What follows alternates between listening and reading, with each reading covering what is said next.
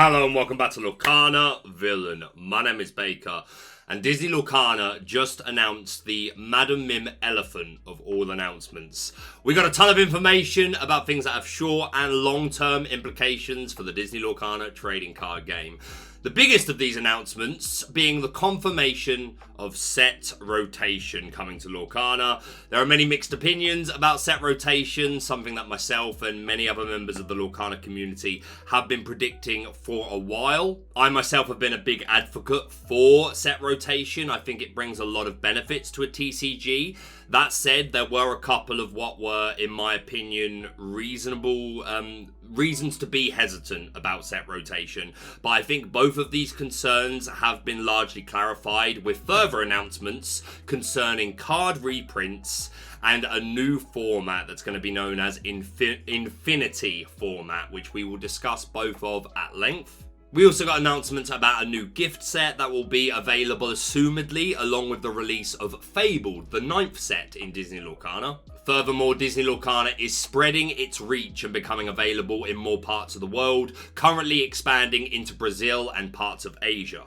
Elaine Chase, who is the Chief Marketing Officer for TCGs at Ravensburger, said that Lorcana is poised to conquer the world, and she also confirmed that Japan and China are going to be part of the second organised play World Championship season. New Disney IPs are coming to the game. The Reign of Jafar is inevitable and forthcoming, and we got to see some new cards, which include the introduction of a Disney classic Bambi. Set 9 will also come with a brand new IP, as it will introduce one of the most asked for franchises by Disney fans, the legendary A Goofy Movie. Let's go. Perfect timing to celebrate the 30th anniversary. And another highly requested character has been teased to be coming to the game in 2026, Darkwing Duck. Let's get dangerous. Set 9 Fabled will also introduce another one of the most requested concepts from TCG fans, new Rarities. Epic and iconic cards are coming to the game, with iconic cards being the new rarest type of card that you can find in a booster pack, and has design similarities akin to the Golden Mickeys, given away to high-performing players during the Disney Lorcana Challenge season. I mentioned reprints, and surely one of the most sought-after reprints will be the confirmed Set Championship prize card for Set 9, Maleficent Monstrous Dragon. Also revealed as the Set Championship card for Set 8, Reign of Jafar, the main man, the High Sultan himself, Jafar. Look at him. We also got the official announcement of dates for the first ever Disney Lorcana World Championship, which will take place at Walt Disney Resort on June 28th and 29th. It had already been confirmed on May 1st that the World Championship will be a closed event.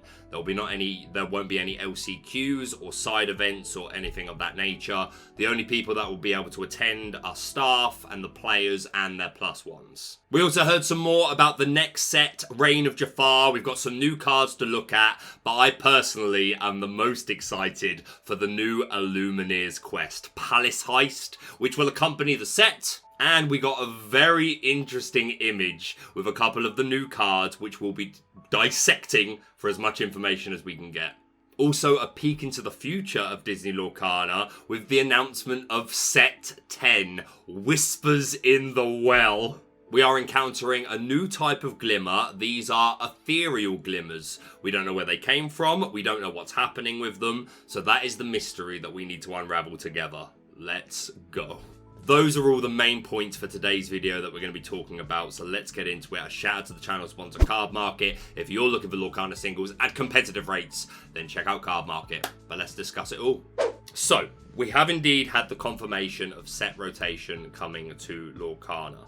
This has been speculated by myself, a lot of other people. Now, I am in strong favour of set rotation. I think it's so refreshing for the card pool. You're going to see a lot of dramatic changes to decks and like based on what's legal. Some deck types are going to fall apart, whereas others are going to rise and get a chance to shine. I really think it's going to help keep things fresh, keep things innovative, and it has been confirmed it is going to be a yearly thing. Now, my concerns with the idea of set rotation, despite being in favour of it, were the understandable one, which is I don't want for a bunch of my cards to suddenly be useless outside of kitchen table play. There'll be some people that would have been quite happy for them to just be, oh, I can use these casually with friends, but people that have spent a lot of money on cards want to know that they're still going to be worth something in the future, and I think that is perfectly reasonable. The other thing is that I think there are cards that we have that are very healthy to have in the game. And I think both of these points have been answered with other announcements that we'll get to, which were the announcement of Infinity format, which will allow you to play all of your cards in my Yu-Gi-Oh days. I think it was called Traditional. In Pokemon, I think it's expanded, but ours is going to be Infinity, a format where you can indeed play all your cards. Now, that statement only has as much worth to some people as, okay, but why do I want to play Infinity format? We don't have a ton of details, but it has been confirmed that Infinity format is going to be implemented at a couple of our DLCs this year.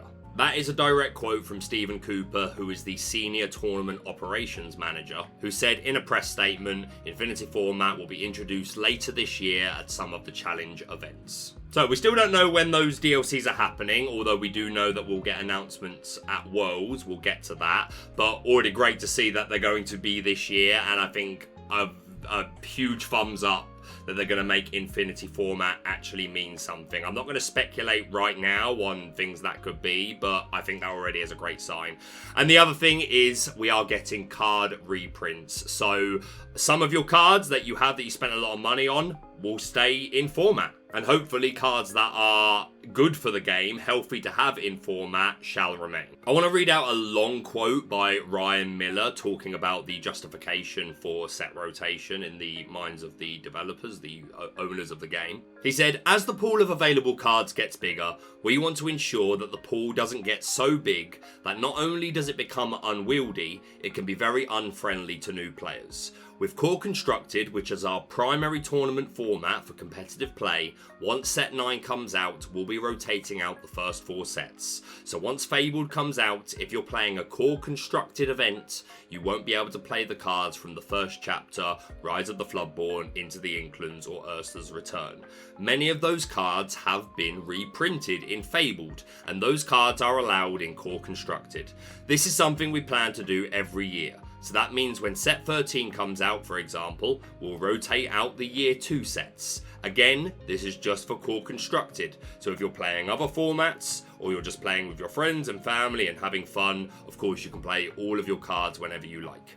If a card is reprinted in set 9, you can use whatever version you like of that card. We already have confirmation that Rockstar Stitch is going to be one of the reprints. We'll get to the other confirmed reprints. There's not a lot yet, but if you want a set championship Stitch, you can use that set championship Stitch. Let's hope it's a good enough card that we get an excuse to, right? Going on with the quotes, a lot of what we reprinted in set 9 is because they're fan favourites, but a lot more of it was pulled in for the health of the environment and making sure that there's lots of viable decks out there for Core Constructed. It's the same art. We only tend to do new art for things like Enchanted, or sometimes we'll do extended art for organised play and things like that. The art has a mnemonic function. It helps people remember what the cards do, especially when you get more into training and competing. You can see across the table and say, oh, I know what that card does. So changing the art would kind of degrade that experience a bit. We do other art anyway, but we decided for this we wanted to keep it simple. Now, when I was speculating rotation, one of the things that I thought would be a positive of it is that if they were going to do reprints of cards, then we'd get some cool new art for all these cards. And this confirms that that's not going to be the case for the vast majority of them. And again, in a minute, we'll get to showing the cards that have been confirmed that are being reprinted. Now, initially, I was a little bit disappointed to hear this. But Ryan's point about the mnemonic function that they can provide and it being a bit more newer player friendly, I can understand that. And there's also the point as well of like these artists that did these original cards, like the Rockstar Stitch. This art is great, like, and you want to keep that art in the game. You don't want to necessarily just give a fresh art to every single card, and then all of these fantastic artworks that we had for the originals might barely get used. Now, don't get me wrong, I'm sure there would be lots of people out there that would still use their originals because they might prefer the art, or there is a certain coolness, shall we say, to like, oh yeah, I'm using the OG art. There's a lot of reasons to use the OG art, but for newer players, like it maybe keeps the memory of these original arts out of their mind a little bit. I think this is it's reasonable to be understanding of this, and it's also reasonable perhaps to be a little bit disappointed. I'm sure another factor is then that's a lot of extra work that needs to be done. Artists are already working on a ton of cards from sets that, like, obviously Ravensburger are X amount of sets ahead at all times, and then there's stuff that's like in super early stages for sets beyond that. And I'm sure that doesn't come cheap. And then if you're doing new art for every single card that you're going to reprint, like maybe it's just a little bit too much. So I kind of get it. I kind of am a little bit disappointed, but like I think I'm more on the side of being okay with it, because again, like some of these arts are so good, they deserve to stay in the game. So that's kind of whatever. We are still going to get some alternate arts. There's already one Enchanted confirmed to be being reprinted. I'm sure there'll be more. And you got to think future DLC promos are going to be alternate art. And we got the gift set with the Lilo, the Escape Artist Lilo, which was different art. So I'm sure that there will be plenty of room down the line for alternate arts. There was also a comment made about the bans that happened not too long ago in Lorcana, again from Elaine Chase. I've always held the philosophy that if we don't occasionally ban a couple of cards, then probably game design isn't pushing things hard enough, and they're just kind of playing it too safe. It's something we hope we don't have to do frequently, but it is something we will do strategically over time as necessary to really curate that fantastic play environment. I actually think this is a really good quote. I love that idea, to be honest. It was something I hadn't really thought of either, but reading this quote, it does make a lot of sense, and that's kind of good to know that they do. The designers aren't completely shackled. Again, I'm sure there's like a ceiling, and you got to know every card is probably double checked by dozens of names and people, and obviously playtesting and things like that. But I think this is a good concept overall. The idea that they clearly are encouraging their game design team to think a little bit out of the box and not be petrified to push it sometimes a little bit, because if it's really needed, they'll ban something. And then, yeah, the last thing to do with set rotation is Infinity format, as we've already mentioned. You're going to be able to use all your cards, and it is going to have a place in Disney Lorcana challenges, which is very, very reassuring.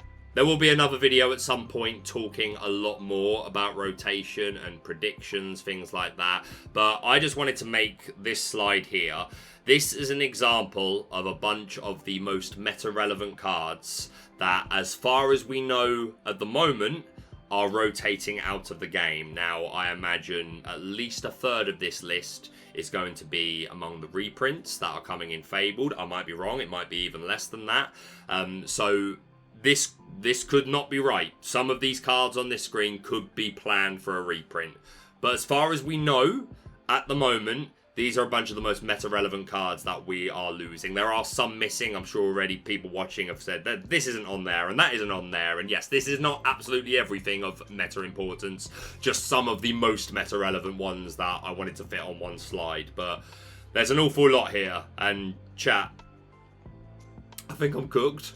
So that's it for set rotation for this video. Let's talk a little bit about Fabled and all the announcements made about that. We've had confirmation that the pre-release will be August 29th with a full release September 5th to mark the second anniversary of Disney Lorcana. It's been 2 years already, bag gold. Now, Fabled is going to be predominantly reprints. The majority of the cards in this set are going to be reprints, and we're certainly looking forward to doing speculation as to what sort of cards we think will get reprinted. But we have had a couple confirmed. We are getting Tinkerbell Giant Fairy, and she will also be available as a Glimmer foil in the new gift set that's being given away, along with a few packs of Fabled and a cool card binder.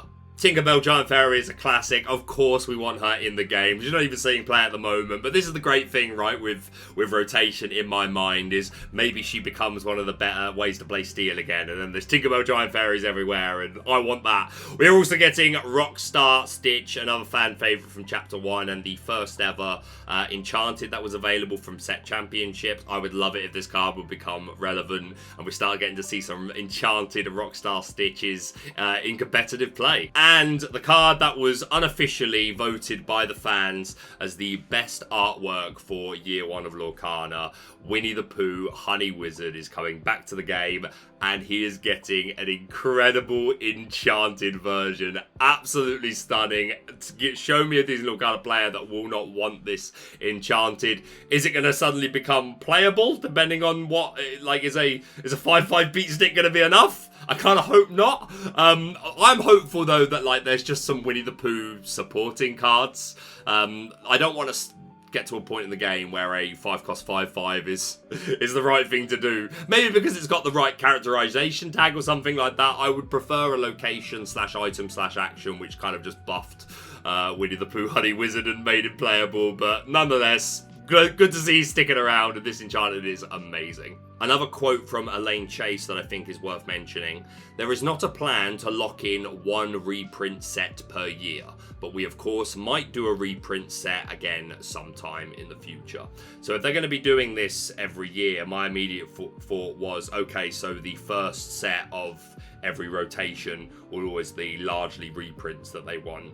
This is saying that that is currently not the way they plan to do it, although saying that it could be something that they do, but they've not confirmed it. So maybe they maybe it's just to like give themselves room to see how this year goes, and like maybe instead of having one big reprint set, they start like scattering it throughout sets in that first year after a rotation. We shall see. And yes, a very exciting thing about Set 9, while it will be predominantly reprints, we are getting a couple of original cards, including the introduction of the IP A Goofy Movie, which is so clever. If you're going to do a largely reprint set, if you want your old school players to have a reason to still want to buy, the Goofy Movie's definitely going to do it, and not to mention the introduction of new rarities, which we'll get to. But yeah, Goofy Movie, all-time classic. If you've not seen A Goofy Movie, go watch it. And there was a documentary that was released. I believe it's only on American Disney Plus at the moment. It might be in other regions, but I was able to track it down. A documentary of the making of A Goofy Movie, which, if you're a fan of that film, highly recommend. It was really, really good. So yeah, let's move on to the next item: new rarities. People have been asking this for a while. Shout out to RMB, who made a big statement when we got him on the channel as like one of the most biggest things that he wants to see in the future of Lorcana. Give me new pretty shiny things to play with, and we are getting epic and iconic enchanted rarities. Sorry, enchanted is a rarity. We are getting epics and iconics. Now epics, there are going to be 18 per set. They are all going to be existing artwork. Now, I don't know if that means locked into... So, there's an Elsa that's been revealed as one of the first ones. So, Elsa is obviously from the first chapter. I would assume that means there's an ordinary Elsa also in that set. Like a reprint of the first chapter one, but non-epic. But this is the epic that we've had revealed. Will they always be cards that are in that set? Or will they sometimes pick something from a previous set or a different reprint that we might get as an epic?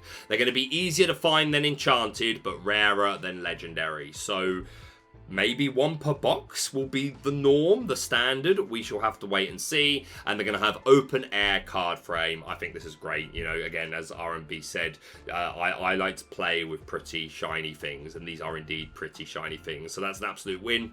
And we're also getting iconic rarity, the most elusive rarity so far. They're going to be alternate art of existing cards, as enchanteds are. They have the 3D hot stamp effect, which I had never heard of, but was explained that this is the effect that the effect that is on a golden Mickey. So anyone that's ever seen a golden Mickey up front, you'll be familiar with the sort of raised, the raising on the image. That's definitely not the technical way to put it, but I do know that a golden Mickey is super pretty, and I do know that the iconics that they have shown are very, very pretty, so love it. Mickey and Minnie are confirmed to be the first two iconics, and there's only going to be 2 iconics per set. So these are going to be super, super hard to find. I'll be very interested to see how many cases on average you have to get through to kind of get yourself one of these iconics. But they are beautiful. It was confirmed as well that iconics will not replace enchanteds in DLC pricing. Because I did wonder, okay, if iconic is now the main rarity, if you'd have had that from the beginning, would the Rapunzel, the Cinderella Stout-Hearted, the Elsa's Ice Palace, the Kuzco, would they have been iconic? And it was confirmed that that is not going to be the case. The big prize card, whether it continues to be Mickey, there's still a lot to give out, or maybe they'll introduce something else, is the iconic rarity theming, but all other prize cards are going to be enchanted style. Alright, moving away from Fabled, let's talk about the thing that is fast approaching, the Reign of Jafar. There are some new cards to look at, but I'm starting off with Palace Heist. If you did not see my previous video talking all about Palace Heist, it will be linked below. I'd recommend you go check that out. But we got a new product image to take a look at, which we can deduce a few things here.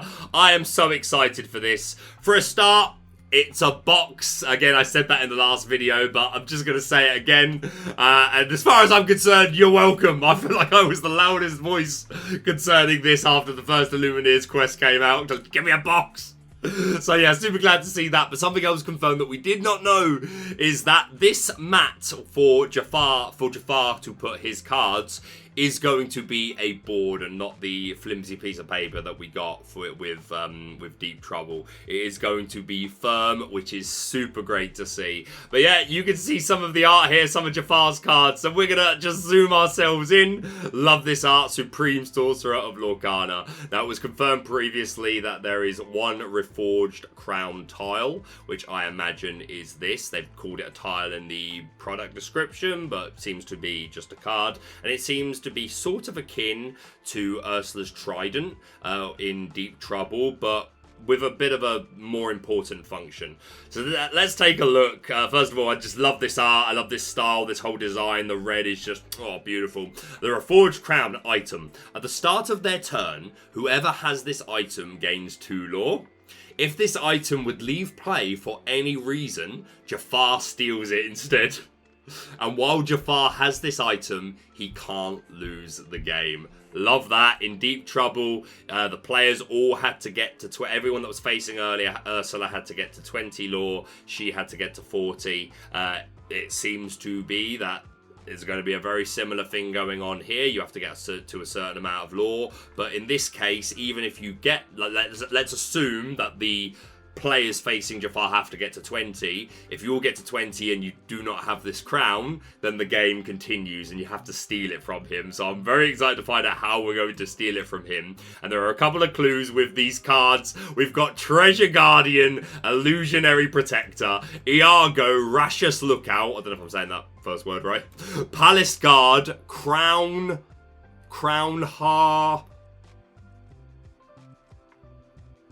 Hustler? I don't know, crown something.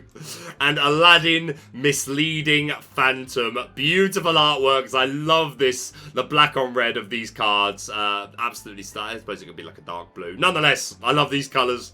So let's take a look first at Treasure Guardian. He's a 2-cost inkable, 3/5, quest for 1. He is an illusion, but does not have the vanish keyword. So, as we know, illusions in Constructed, Iago, etc., they have the vanish keyword, which means that if they're targeted by actions, they're immediately banished. Doesn't say that's the case on this card. Now, maybe it will be in the core rulebook, and it was a way of them just saving text space, because if they're all going to be illusions, then they'll probably all fall under the same category. So maybe it's in the rules that if you target an illusion with an action, it's immediately banished, and that's what gives them that vanish keyword. But judging by this, that doesn't appear to be the case.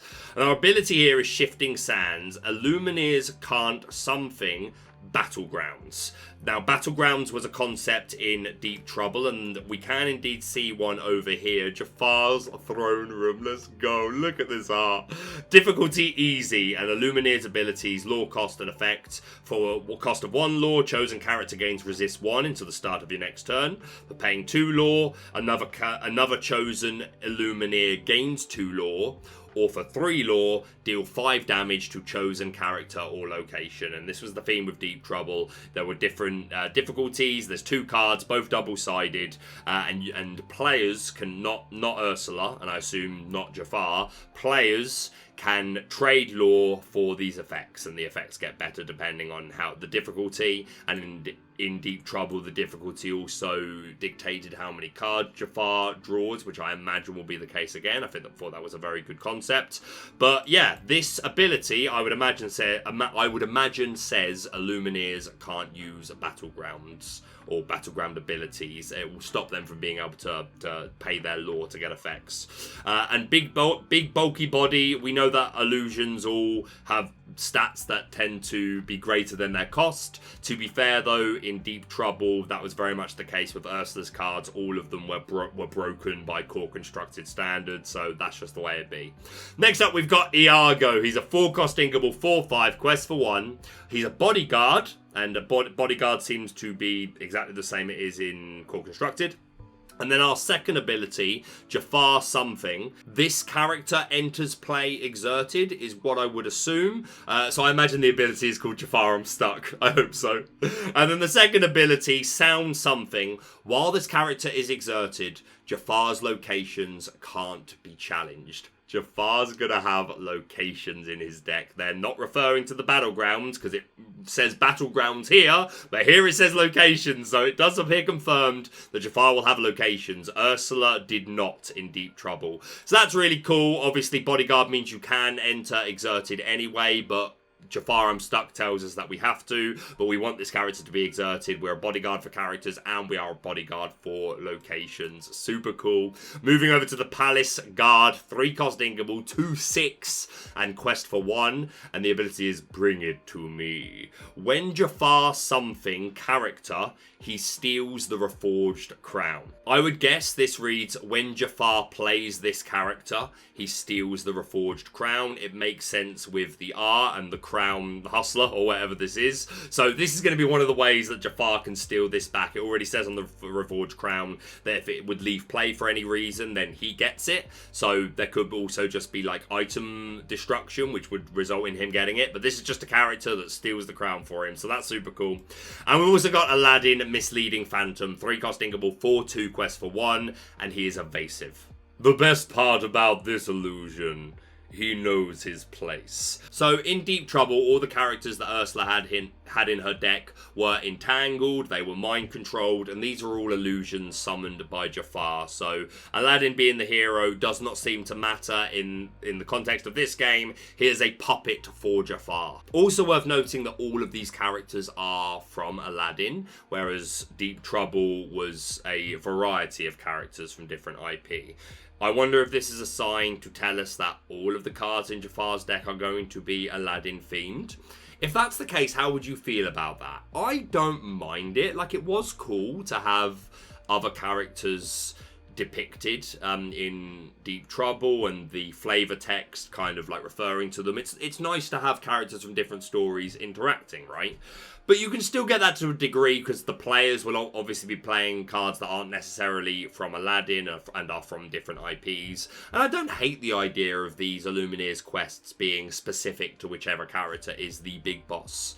So I'm okay with it. Again, not confirmed. This is just speculation based on what we're seeing here. How would you feel about that? It was already confirmed that Palace Heist, similar to Deep Trouble, will include, along with Jafar's deck, which is here, love the red, will have 2 decks ready for 2 players to be able to immediately face Jafar. These decks tend to be akin to theme decks in terms of their power.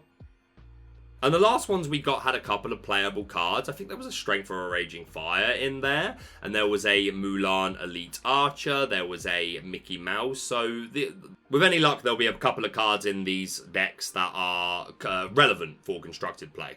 You're going to get 3 deck boxes, one for Jafar and one for both players, which already tells us a couple of the cards that we can expect to be in the player's deck, and they are in the bottom. There's an example down here, which we'll get to in a moment. The Palace Heist rulebook, and as before, it seems we are getting a prize card for Deep Trouble. There was something very similar, a sealed pack, which you were meant to not open until which time you defeated Jafar, and then there was a card in there which was a bit of a teaser for the future of Lorcana, and a card that ended up being in a future set. And here we have it. Be it known that contents shall remain hidden while I, Jafar, am supreme sorcerer of Lorcana. This was a really cool little part of Deep Trouble that I really enjoyed, and it's great to see them doing it again. And we do have a couple of pieces here. Maybe this is meant to represent the Reforged Crown, like as something separate to just the card. Not 100% sure. And yeah, as I mentioned, love that this is a board. We've got lore here that we can use. Oh, they're tokens for lore. That's what they are, so that you can follow it along without necessarily having a lore counter, which is great.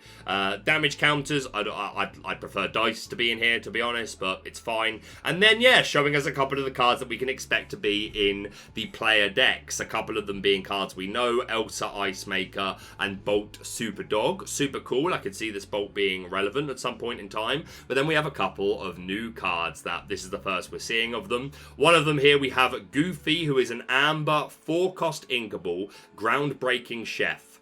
Plenty to go around. At the end, blah blah blah blah blah, you may remove up to 1 damage, blah blah blah, your other characters. Ready each blah blah blah removed damage from in this way. So I would assume at the end of your turn, you may remove up to 1 damage from each of your other characters. Ready each character you remove damage from this way. This is a legendary. Definitely need to see the stats and the lore, but art looks really cool. And we're getting a new Pinocchio from Amethyst, 4-cost inkable, 0/4. He has evasive, which we can tell just from this bit here. Quest for 2, and then an ability. Once during your turn, character, you may draw.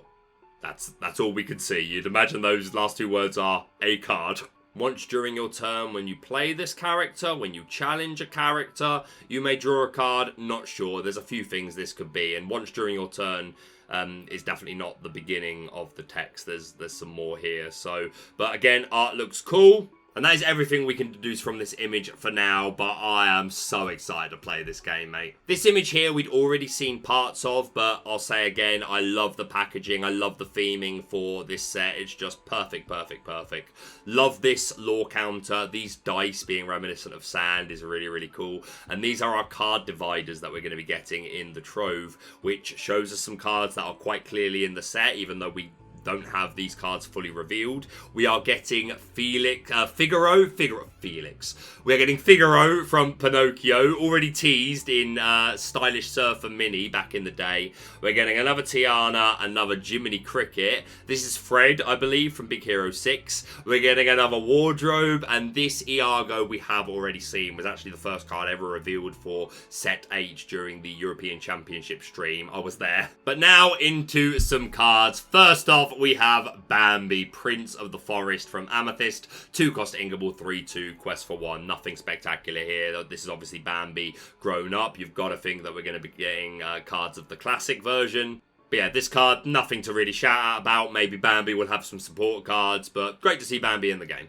We're also getting Flower Shy Skunk, 3-cost inkable, 3/3, quest for 1, and looking for friends. Whenever you play another character, look at the top card of your deck. Put it on either the top or the bottom of your deck. Are we quite specifically looking for friends on the other side? Because that would be funny. Again, not a particularly amazing ability if you are playing something, a type of deck that wants to know what the top card of your deck is. There's like Merlin's Cottage, Sorcerer's Hat, Mulan. There's a few cards that very much care about what the top card of your deck is. So if you are playing one of those decks, this is a character that you might want to consider. Seems to me it's probably a bit slow considering you need to play another character, so you won't get this off until at least turn 4. But it is a static ability on the board if you don't turn sideways and if they're not able to target you in any other way. Nothing spectacular, but great to see Flower in the game. And the final card for now, revealed from Bambi, we get Thumper, Young Bunny. Look at him. 2 cost Inkable, 0/3, quest for 1, and you can do it. Exert, chosen character gets +3 strength this turn. I'm going to say it now, like, this ability is kind of interesting, especially if you're playing a deck where you could potentially use this ability multiple times. You can ready and then exert again. And we've got cards like Maximus, who care about characters having certain strength, and you can make lore jumps. So off the top of my head, maybe the combo piece doesn't exist yet, but I think there's going to end up being some like really cheesy combo that you can pull off with this ability, and it's a cheap inkable. So yeah, Thumper immediately I kind of want to keep my eye on. Next up, we're getting another dual link. We're getting Pluto Tried and True, who's an Amber Steel dual link, 6 cost inkable, 2/7, quest for 2, and Happy Helper. While this character has no damage, he gets +2 strength and gains support. You can see from the symbol down below that this is going to be one of the promos for the set. Maybe a weekly play promo, or maybe related to the opening weekend or the buyer box, but a promo nonetheless. 2 lore is nice, 7 willpower. Again, it seems to be becoming a thing that Plutos are going to have abilities while they don't have damage, akin to the 4 cost Bodyguard, who is infinitely better. This seems a bit too expensive for me and a bit underwhelming of an ability just to be a 4/7 quest for 2. I might be wrong, to be fair. Like, questing for 2 is not completely irrelevant. It's not awful by any means. Again, after rotation, a lot is going to change, right? And that's why, like, all of these cards that we look at now might not be anything to be too enthusiastic about, but when rotations happen, you never know what's suddenly going to get a lot better. So at the moment, I'm underwhelmed, but who knows what the future brings for Pluto Tried and True. Also confirmed is a new legendary Rapunzel High Climber, an emerald card, 5 cost inkable, 2/5, quest for 2, evasive, and wrapped up. Whenever this character quests, chosen opposing character can't quest during their next turn.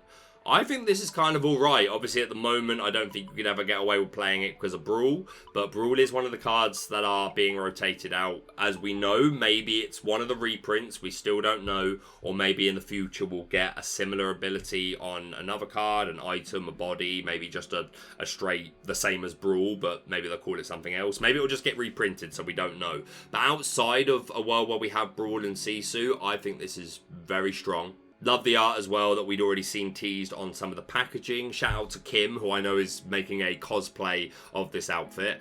Yeah, Rapunzel, day 1. I don't think it's anything spectacular, but in the future, depending on what gets reprinted, this could become very relevant. Next up, we've got an Emerald Amethyst dual link action. Pull the lever! This is my mum's favourite moment of Disney in general.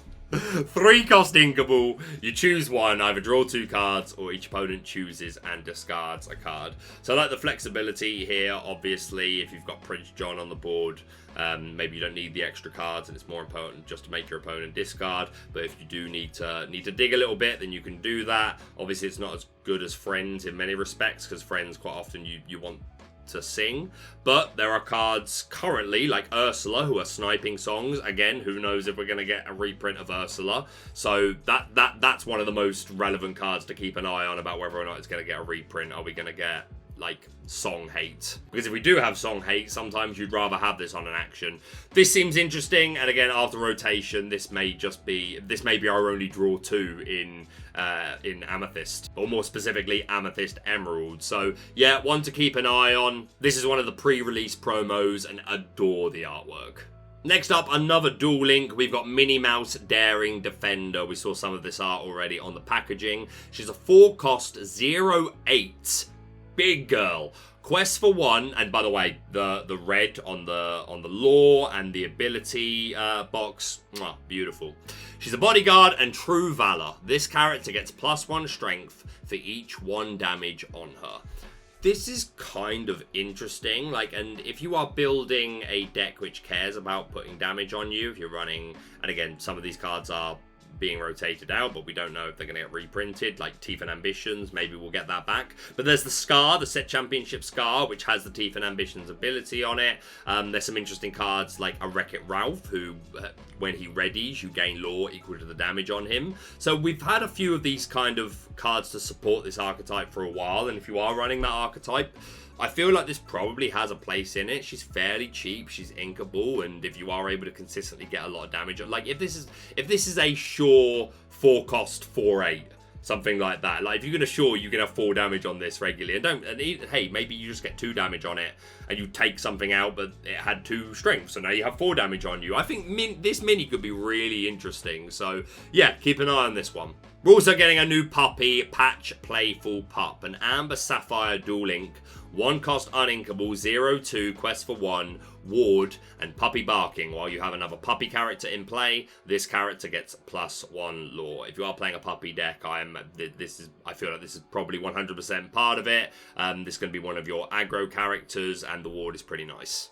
How strong will puppies be overall? Who knows, but I imagine this is a part of it.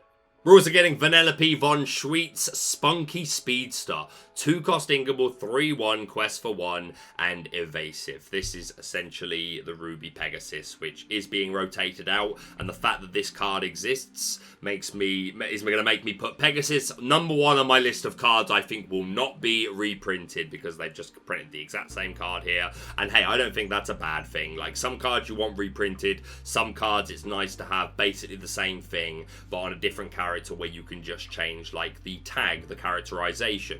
And even the name, obviously, is super important because of the shifting concept. Love this art. I can handle anything you throw at me. Wait, are those laser snakes? This is the best track ever. Laser snakes! Oh, I'm so in love with the set. We're also getting a new Jasmine Steady Strategist. She's a blue steel dual link, 4-cost inkable, 2/5, quest for 1, shift 2.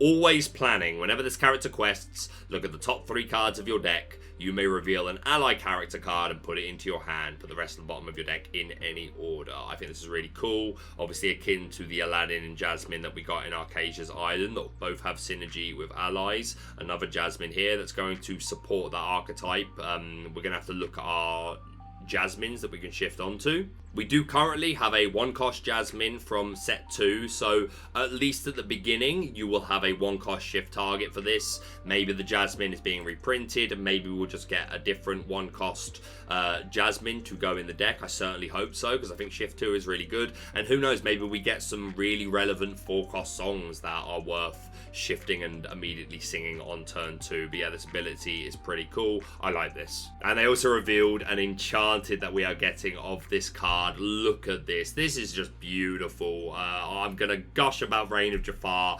forever, so deal with it, because this is stunning. Jasmine isn't even a character I have a particular fondness towards. Obviously, as you know, I love Jafar, and like everyone loves the genie, obviously, and Iago, and Jasmine's like, she's cool, but this art is just beautiful. Love it. One of the most interesting new cards that we're getting is this Amber Emerald Lady, Decisive Dog. 1-cost inkable, 0/3, quest for 1.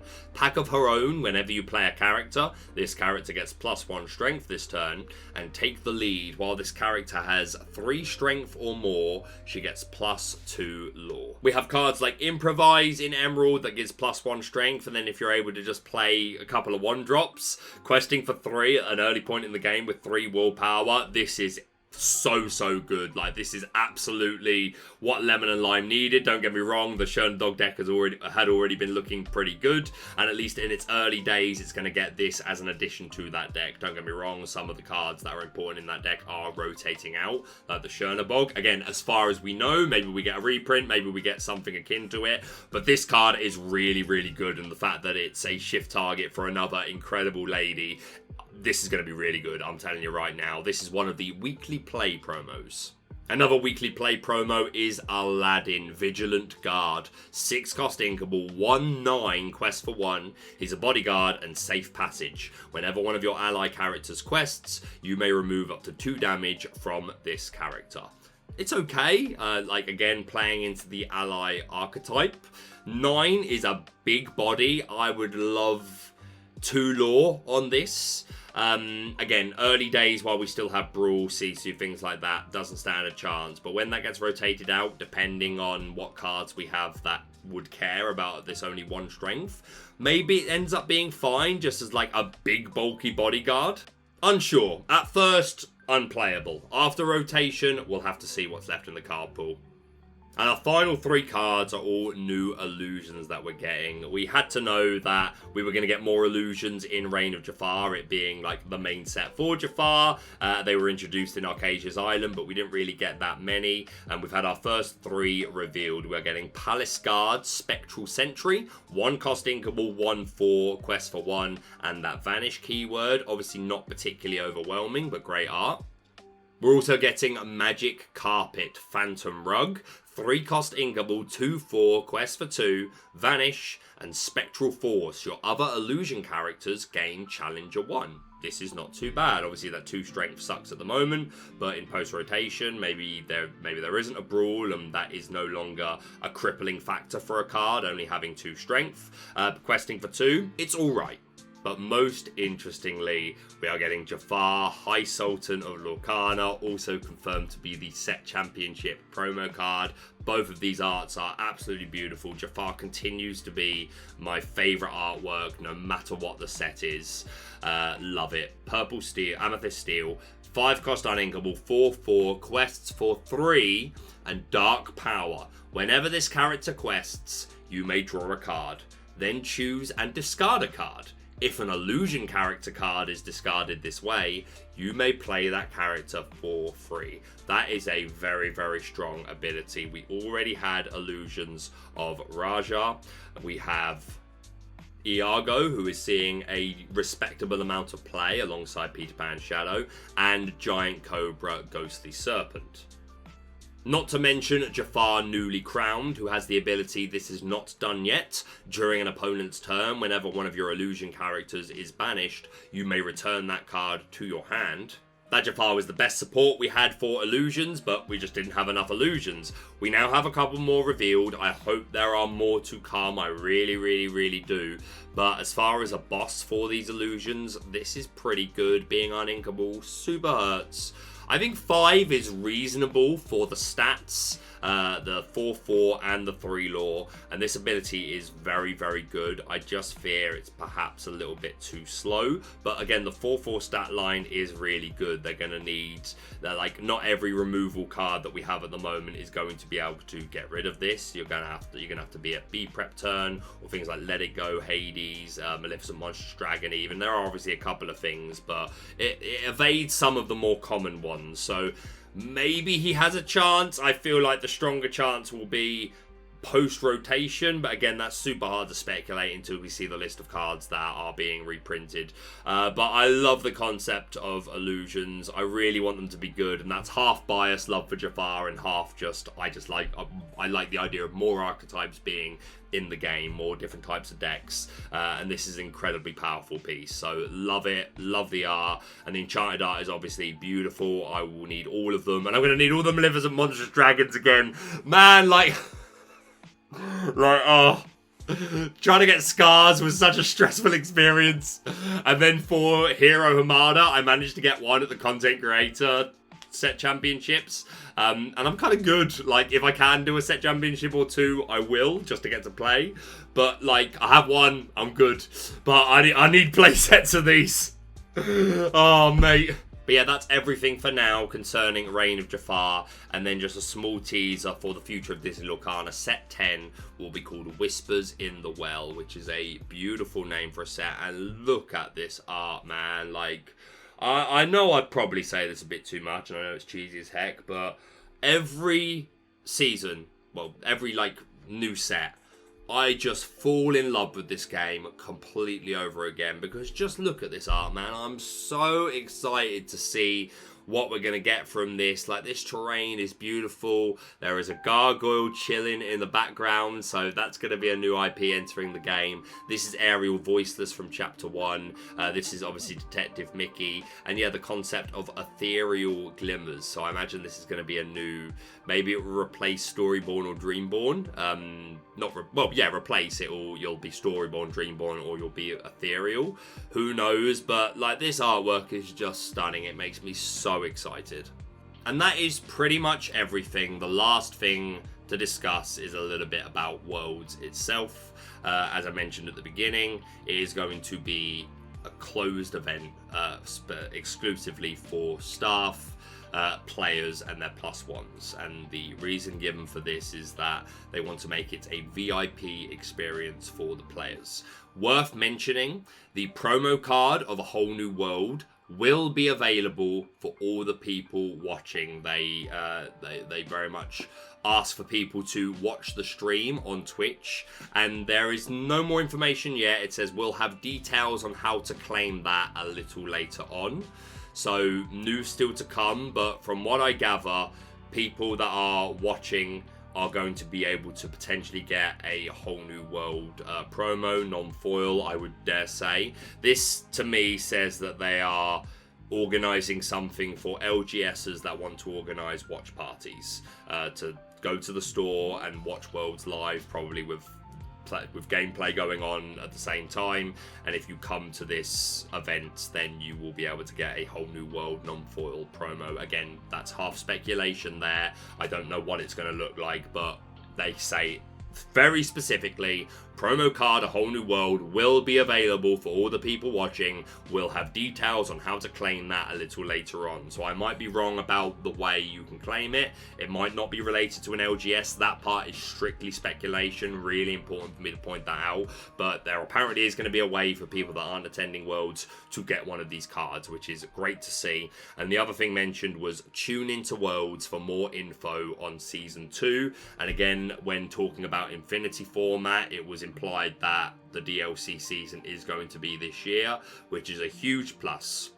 And obviously there's one more Madam Mim elephant in the room. That's the second time this video I've used that example, that I'm going to talk about in a completely separate video. This one has been about an hour long. We're at an hour 15, but I think I'm going to be able to shave off maybe 15-20 minutes of that. So this has already been a long video with a lot of information. Please let me know down below how you feel about all this, about rotation, the new rarities, the cards that we've taken a look at, just everything we've discussed today. Let me know your thoughts down below. I'm going to talk more about Worlds in a completely different video, where I'm going to talk about why I'm so sad that this is going to be a closed event. But it's awkward because it's also the biggest thing to ever happen to me in my life, because I'm going to be casting. Let's not get into it now. There'll be another video, maybe the same day that this one goes out. Who knows? I'm not sure yet, but thank you. But that's it from me for now. Thank you so much for watching. If you're brand new to the channel, please subscribe for all things Lorcana. Hit that like button to show support, and we'll see you soon.